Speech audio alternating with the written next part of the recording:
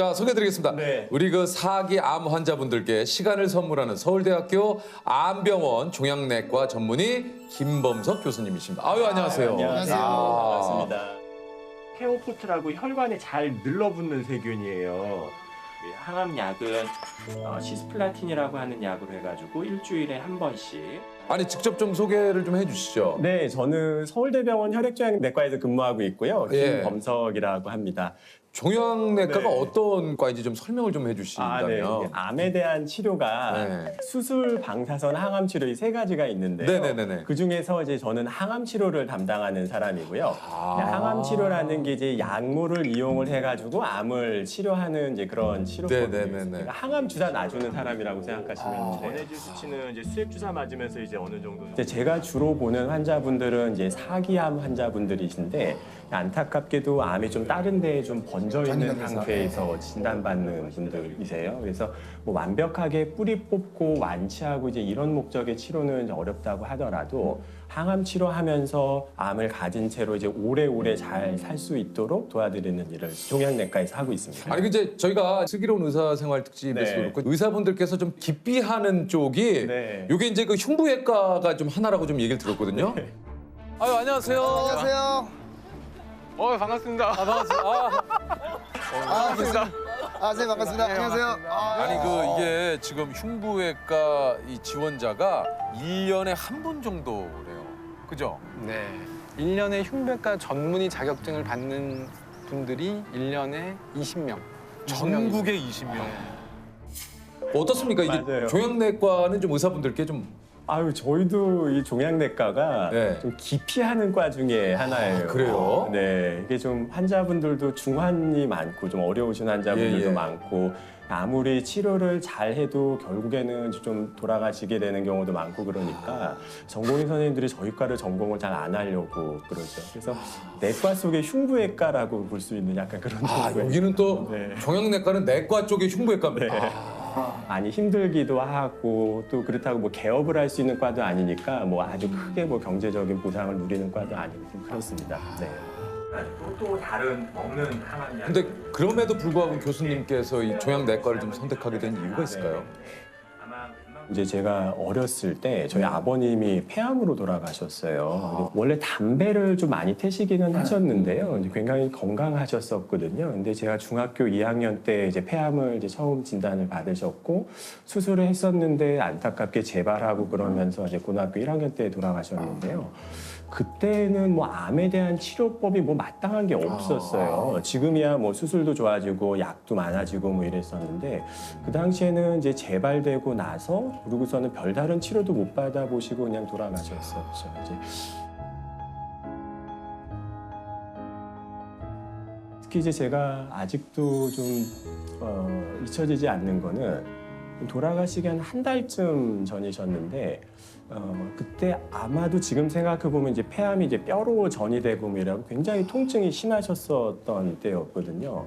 근데 너무 이렇게 통증이 너무 극심하니까 어쩔 줄을 몰라 하시더라고요. 통증 때문에 막 견디지를 못하셔가지고 어느 날은 저를 이렇게 부르시더니 제 손을 잡고서는 너무 아파서 절절 매시면서 우시는 거예요. 근데 이제 옆에서 그거를 보는데 이게 통증이 너무 심하니까 이를 그냥 막 물고 하는데 입 안에서 그 빠그락거리는 소리가 날 정도로 이 통증을 꼭 참으시면서 그러셨어요.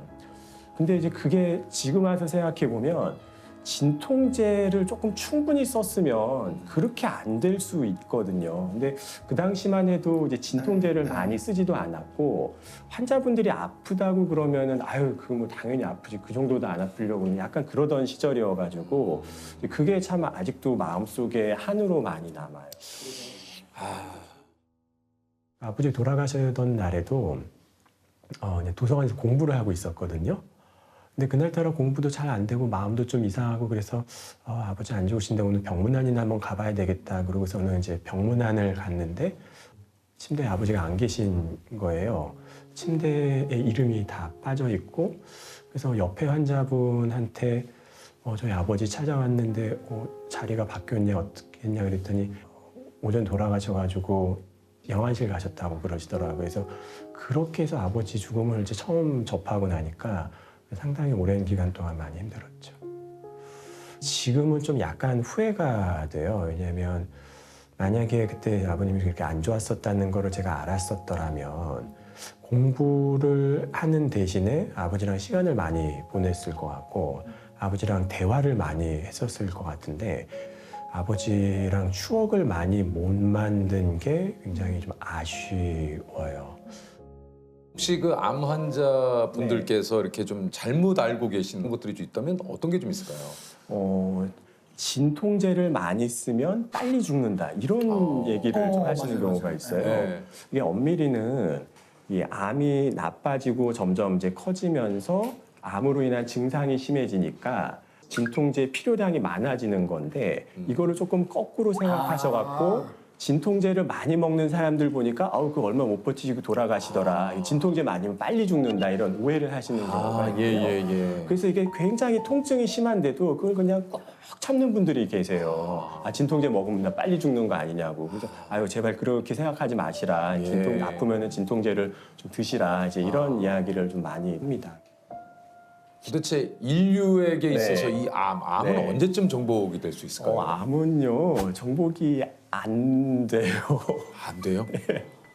제가 말을 좀 너무 극단적으로 해가지고 죄송한데요. 안 됩니까? 네. 이게 암이라는 병이 기본적으로는 노화와 관련되는 병이거든요. 사람이 이제 나이가 많이 들수록 유전자가 잘 고장이 나게 되고 그 유전자가 하필이면은 이제 암과 관련되는 유전자가 고장이 나게 되면 암에 걸리는 건데요. 환자분 한 분 한 분의 개별 환자의 암은 완치가 될 수 있어도 인류가 멸망하지 않는 한 암이라는 병이 완전히 없어질 수는 없는 병입니다. 그래서 지금은 이제 평균 수명이 워낙 많이 늘어나다 보니까 암이 굉장히 많이 흔한 병이 네네. 되기도 했고 그럼에도 불구하고 굉장히 공포스러운 병이기도 하니까 도대체 우리는 암을 언제쯤 정복할 수 그러니까요. 있을까 이제 이런 생각을 네. 하는 건데 약간은 저는 관점을 바꾸는 게 좀 필요하다고 생각을 해요. 암을 완전히 뿌리 뽑고 없애고 이런 거는 안 되지만 암을 가진 채로 오래오래 그냥 암과 더불어서 잘 살 수도 있는 거거든요. 그런 측면에서는 또 너무 암이 정복이 안 된다고 슬퍼하시거나 그러지 않으셔도 될 것 같아요. 그러니까요. 아니 근데 이게 이제 환자분들을 사실 이제 치료하시다 보면 어느 순간에 네. 이제 남은 시간에 대해서 이렇게 또 얘기를 하셔야 될 때도 좀 있지 네, 않습니까? 맞아요. 근데 이거 참 쉽지 않을 것 같아요. 여전히 어려워요. 네. 그러실 것 같아요.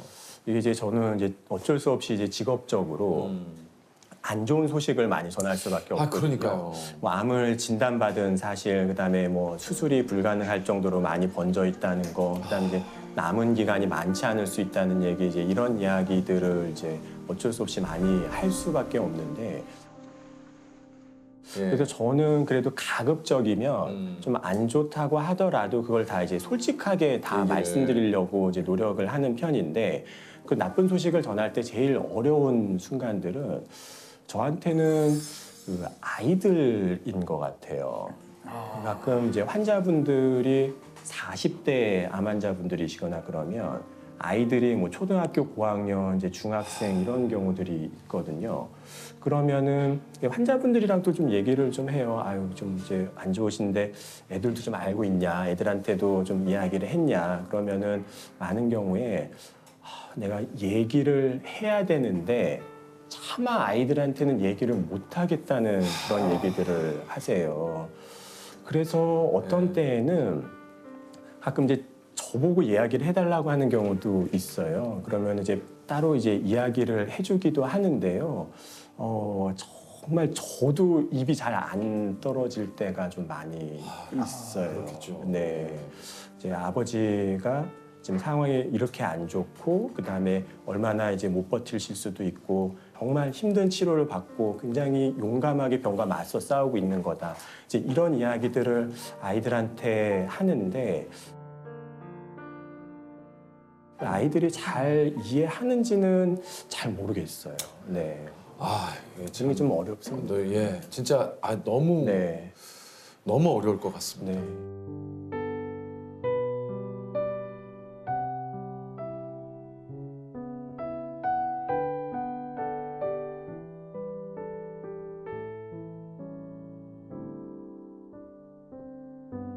바람이 부네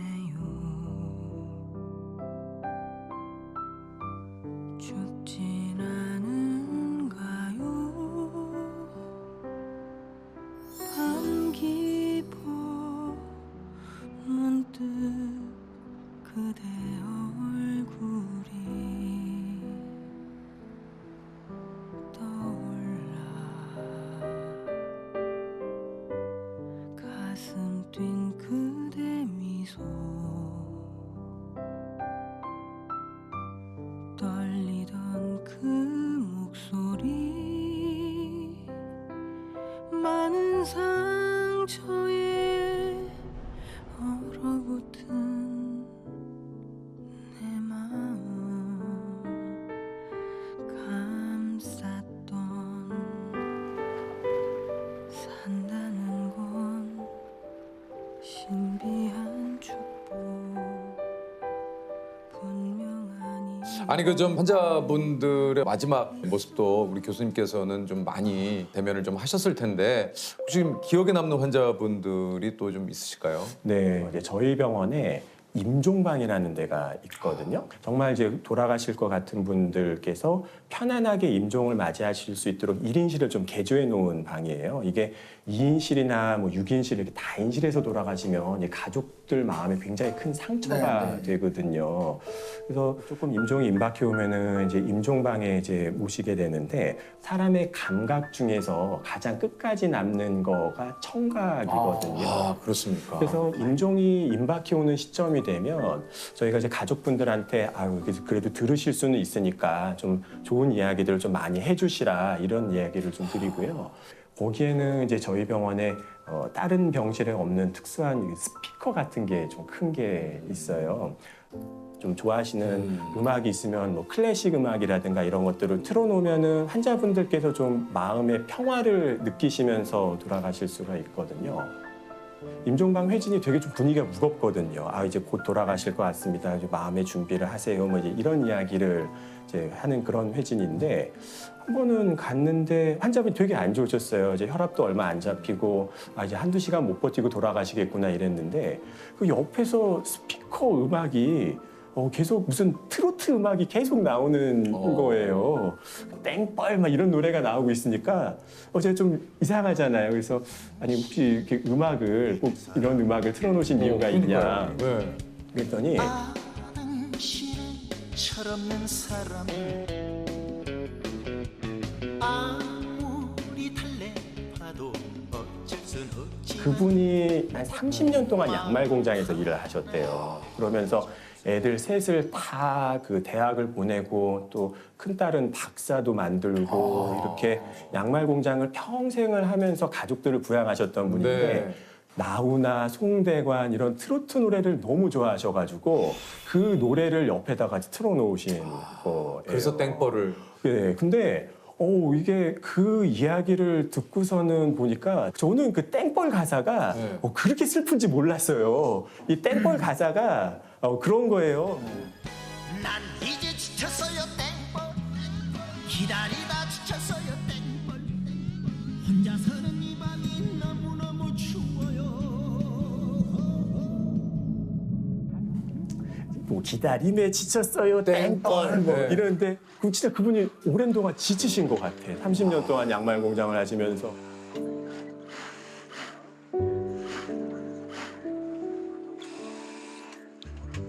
뭐 혼자서는 이 밤이 너무너무 추워요 이러는데 그때가 겨울이었거든요. 그러니까 정말 저승 가시는 마지막 길이 좀 추우실 수 있겠다.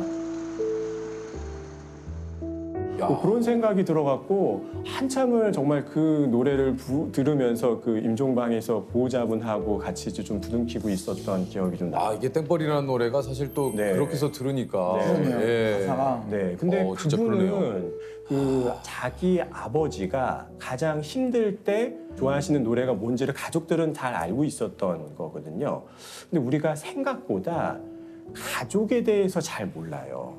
우리 아버지가 어떤 때 힘들어 하시고 힘들 때 어떤 노래를 잘 들으면 모르죠. 기운나 하시고 네. 이런 거를 잘 모르시거든요. 몰라요. 그래서 많은 보호자분들이 그 음악을 조금 좋아하시는 음악을 틀어주시라 그러면은 뭘 틀어야 할지를 모르시더라고요. 근데 그분은 가족분들이 아버님에 대해서 잘 알고 아버님을 좀 많이 사랑했기 때문에 그렇게 마지막 순간까지 힘들지 않게 외롭지 않게 보내드렸었던 바람가 싶습니다.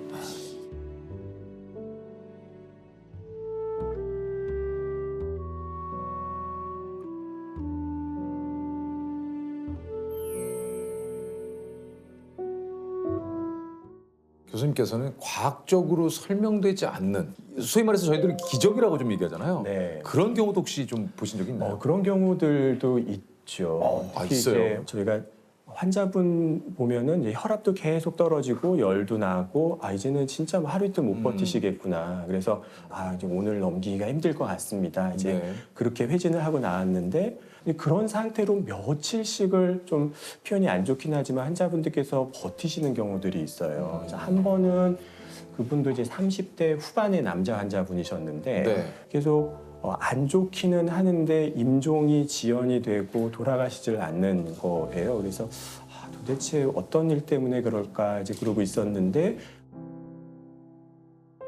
갑자기 이제 병실 문이 이렇게 쪼로로 열리더니 애들이 2명이 오더라고요. 이제 초등학교 저학년, 초등학교 고학년 애기들이었었는데 네. 아빠가 그렇게 안 좋았었던 거를 몰랐었던 거예요. 그래서 애들이 같이 이제 아빠를 부둥켜 안고 한참 울고 그랬었는데 애들이 이제 오자마자 1시간 있다가 바로 돌아가시더라고요. 기다렸군요. 네. 그래서 아마도 정말 뭐 애들이 너무 보고 싶으니까 애들을 보고서는 떠나야 되겠다는 것 때문에 그러셨었던 거 아닌가 싶은데 그렇거든요. 그런 거는 과학으로 설명되는 거는 아니잖아요. 그냥 막연히 우리가 이제 짐작만 할 뿐인데 그런 일들이 좀 있습니다. 참. 우리 교수님께서는 환자분들께 좀 숙제도 좀 내주신다고 그래요? 네. 제가 무슨 숙제를? 뭐 거창한 숙제는 아니고요. 뭐 환자분들께 뭐 일기를 좀 써보시라 뭐 이런 숙제들을 좀 많이 내줘요. 왜냐하면 병원에 오면 일단 기다려야 되잖아요. 그렇죠. 그 기다리는 동안에 이렇게 오늘 들었었던 생각 같은 것도 조금 정리를 좀 해보고 조그만 수첩이나 다이어리 같은데 좀 메모를 좀 하시라. 그게 나중에는 굉장히 큰 재산이 되기도 하더라고요. 한 번은 환자분께서 이제 돌아가시고 아드님이 이제 외래를 찾아오셨어요. 그래서 아버님이 평소에 그 투병 생활하면서 썼던 일기장을 저한테 조금 보여주셨는데 그 환자분이 별로 말씀도 없었던 분이세요. 근데 일기도 딱 2주로 쓰시더라고요. 그래요? 매일매일 2줄씩만. 근데 일기장 한 구석에 아들한테 너무나 미안하다. 그런데 차마 미안하다는 말을 못하겠다. 딱 2줄이 있었던 거예요. 근데 그거는 그렇게 기록을 안 해놨으면은 모르는 거거든요. 그러니까 아드님 입장에서는 이제 그런 아버님의 일기장이 굉장히 큰 어떻게 보면은 유산처럼 남는 거죠. 근데 일기장이 그렇게 시작하더라고요. 담당 의사가 일기를 쓰라고 했다. 이 의사가 좀 이상한 의사 같다. 이렇게 시작을 하더라고요. 그래서 그런 거 보면서 좀 웃었었던 기억도 좀 납니다. 네. 이게 참.